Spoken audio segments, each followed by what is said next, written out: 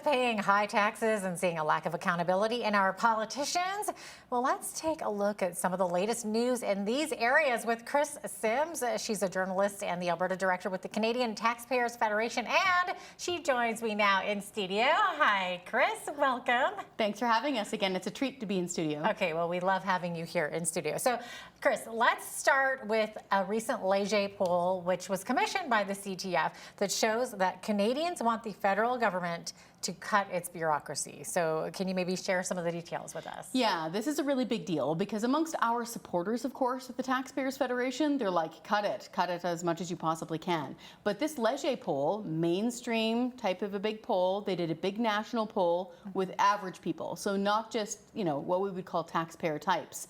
And it is more than half of Canadians saying, yes, reduce the size of the federal bureaucracy. Yeah. What was interesting is if you remove the undecideds, as these smart kids do with polls these days, they don't quite know how that works. But if you remove the undecideds, it's then more than 60% of Canadians already saying reduce the size of the bureaucracy.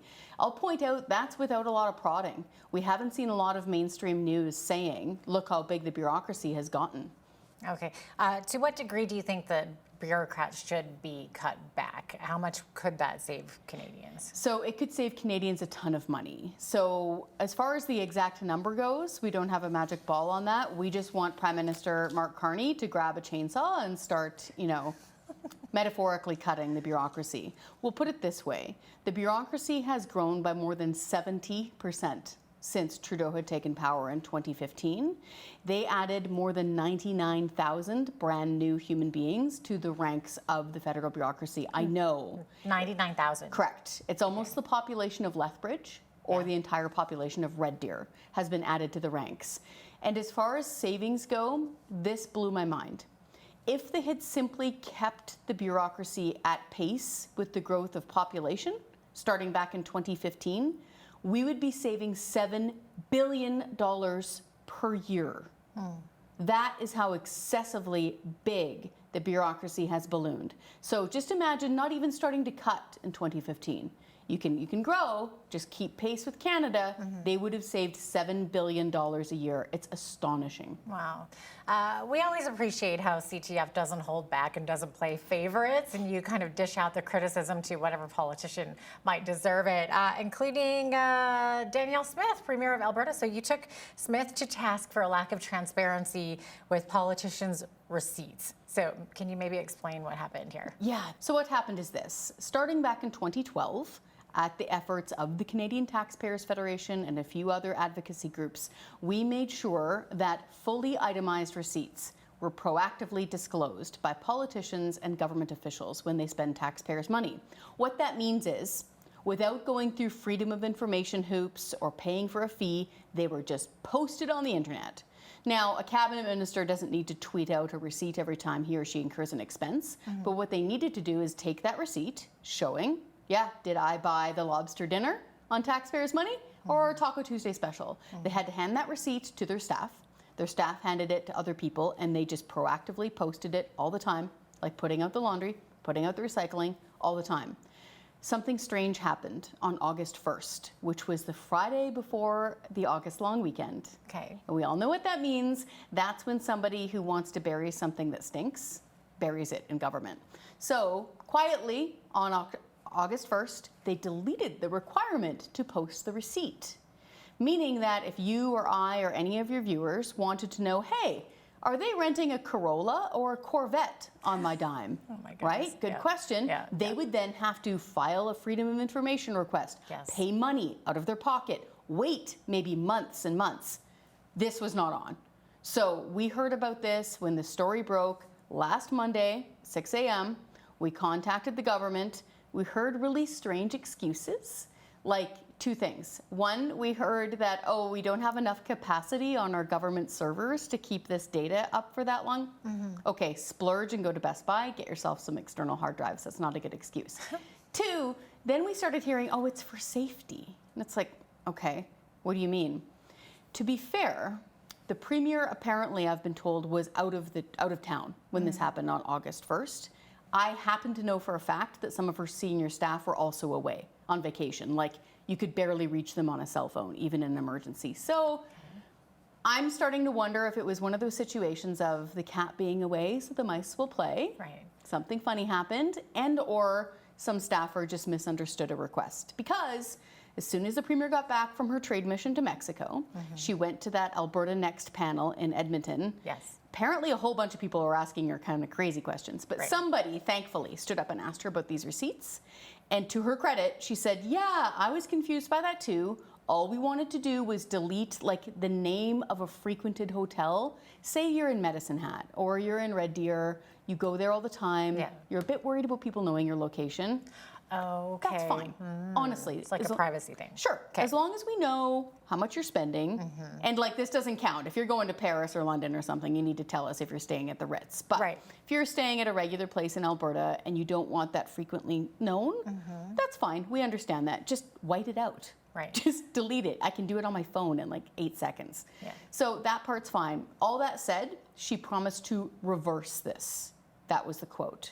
So we're just waiting for this to be reversed and transparency to be restored. Oh my goodness. When do you think that could happen, Kris? They told us that they were having a big old cabinet meeting about this and it's going to get reversed. And I will stress, they also deleted a whole bunch of back data, like years and years worth of receipts. Those have to be posted back on the internet too. Oh my gosh, Kris. All of it needs to be reversed. Yeah. Okay, moving on here. So CTF has released the gas tax honesty report, and you have some concerns about Alberta's approach to it. We do. Okay.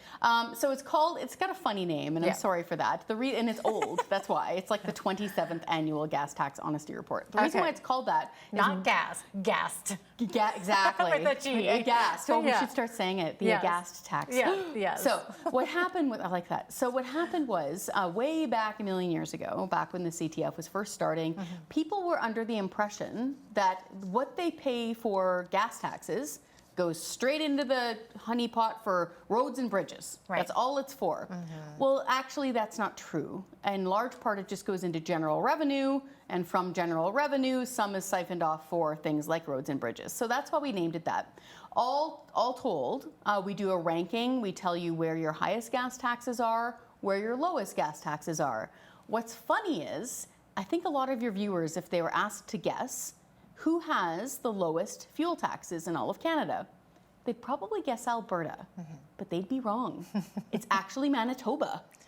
Wow. I know, which is being led by an NDP government. Right. So for the second year in a row, it's Manitoba at the top of the podium. Wow. Now, they're only beating us by a cent, but I care about that cent because I'm competitive and I want Alberta to be the best. So I want the Alberta government to reduce the provincial fuel tax at least by 2 cents. So that we can say that we're the number one. We're the number one. All right. What do Albertans need to know about gasoline taxes, and what should our premier do about it? For sure. So 2 things. I actually want to take a moment to say that this is kind of a happy moment, this gas tax honesty report, because I've been with the taxpayers for a while now, and out of consistency, I always use last year's template when you're working out your news release and you're doing your data. We're paying so much lower taxes at the pump this summer than we were last summer. It's truly remarkable. And that's because the federal carbon tax is gone. Right. And I wanted just to thank everybody, all of your viewers, all of your listeners who took a moment to pick up the phone, send that brave email to your MP, because we kicked up such a fuss, everybody included, kicked up such a fuss. You made the federal Liberal government cry uncle on the carbon tax. You made a guy who literally wrote a book for the United Nations about how much he loves carbon taxes to stop the carbon tax, and he did. So that's why it's 20 cents cheaper. That is a huge accomplishment. You're saving like $13 a minivan, $20 a pickup truck, $200 per big rig filled with diesel. You start adding that up as a trucker delivering all of our food and supplies, that matters. And so I wanted to take a quick victory lap on behalf of taxpayers, not just our organization, people who did speak up, because we're seeing real savings. Secondarily, and on that note, I just wanted to caution people here in Alberta. We've got things going really good. We've got a good taxpayer protection plan. We usually have great transparency laws. We just got a huge income tax cut. Like, we don't have a sales tax. Things, generally speaking, compared to the provinces, we're rocking along. Like, we're super happy. Yeah. But we actually have an industrial carbon tax in Alberta. Saskatchewan is the only place who can say we are a carbon tax-free zone. Wow. And that was great for Premier Scott Moe to say that. Now, I know why the rationale is we need it here because of our oil and gas industry. Wah, wah, wah. Okay, that's not true, because those companies function fine in other countries that don't have any industrial carbon taxes. So this is why we're calling respectfully on Premier Daniel Smith to obliterate the industrial carbon tax, no matter how much it is or how little it is, get rid of it. And this is why. Because Prime Minister Mark Carney is cooking up a brand new federal industrial carbon tax to hammer us with. And in order to be on good war footing, we got to have a zero carbon tax here. Yeah. Okay, well, speaking federally, so the Canadian Taxpayers Federation is asking Prime Minister Mark Carney to hold back on his funding for our Governor General. So how bad is it? Yeah, it's really bad. Okay. So we've got a Governor General. So for folks who don't know, we are a constitutional monarchy. Yes. So the Governor General does actually play a role in our government, meaning that person is His Majesty the King Charles III's representative here in Canada, Yes. meaning he can't come here and sit here in Ottawa all the time and rubber stamp stuff. Right. So we have a Governor General to do that. That is our system of government. Our issue here isn't that we have a Governor General and it isn't that we have a monarchy, whatever. It's that it costs too much. So we're spending hundreds and hundreds of thousands of dollars on the Governor General's salary, plus any, and this is wild, any former Governor General has like an annual budget for office stuff of like $100 grand. I thought it was $200,000 even. Funny you should mention that. Yes. They spent more than $100,000 just on airplane food. Oh my. This is the thing. So folks might remember spending money on things like beef Wellington and beef Carpaccio that might be ringing a bell on airplane food. That was the Governor General. And, okay, as a rule, the Governor General, by the very nature of the role, doesn't need to leave Canada.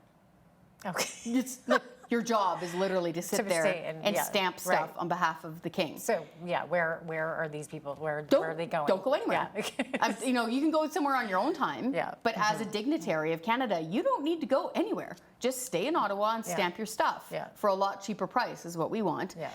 Frankly, that is, if he chooses to, King Charles III's role. He can go flying around if he wants to. That's the king's job. But it's not the Governor General's job. Yeah. So that's how much we're on the hook for. Right. Is the government giving any type of a justification or an explanation as to what this very large expense account is? It's annual, and it also goes on, my understanding is that after their term ends. Yes. So former governors general. Right. So Adrian Clarkson and all those folks, all right, who for some reason they've got a long track record of former CBC hosts being governor generals. If you go look, it's quite funny. So even if they're not in the office anymore, they get a huge pension and an office budget. And in a really weird twist of fate, for some reason, even after they pass, there's this strange little extra amount of money that is deposited into their account or estate. It's the weirdest thing. Kris, there are so many more questions that I have for you, but we are out of time, unfortunately. So we're just gonna have to have you back really, really soon. And then I can follow up and ask you those questions. But thanks so much for being with us today. Appreciate having you here. Appreciate being here. Thank you. That is Kris Sims. She is the Alberta Director with the Canadian Taxpayers Federation.